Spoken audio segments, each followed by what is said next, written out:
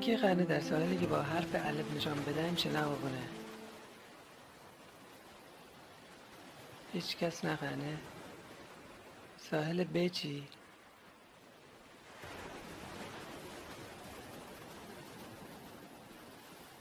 باید شما خدمت عرض بکنم بدترین و خطرناکترین جا برای شنا بودن انتخاب بودیم. کی گونه وره؟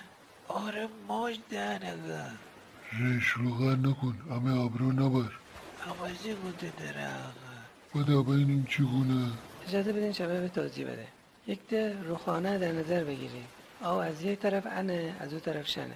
ولی دریای من موجی که به ساحل رسنه ده رادر رو ندنه. باید بگرده به سمت دریا. در این زمان جریان شکافنده ایجاد بنه. این قسمتی از دریا که آب آرام به نظر رسنه خطرناکترین جای شنا بودنه که بیشترین آمار غرق شدن مردم در این مسیره.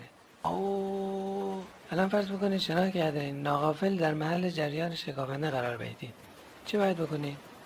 باید بیدرنگ به سوی ساحل شنا بکنیم ده. نه هرگز نباید به سوی ساحل شنا بکنید، چون فشار آب به قدر زیاده که اگه قهرمان شنای المپیک هم ببین من نین به ساحل برسیم شما انرژی تمام بنه و غرق بنه. پس چی بکنیم که همه فاتحه بخونیم؟ الان شما خدمت عرض کنم، شما آرامش حفظ بکنید، خودتون روی آب بدرید. اگه توان بدنی بالایی دارین آرامانه به سمت چپ یا راست شنا بکنید تا از جریان شکافنده خارج شوید.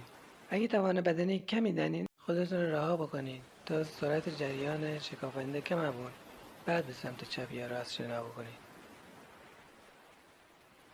پس شهن نجات پیدا بودن که خوبه ای تو. که خیال راحت ابا. به اسم تو قسم ما اصلا تا به الان این چیزا رو نشناسه.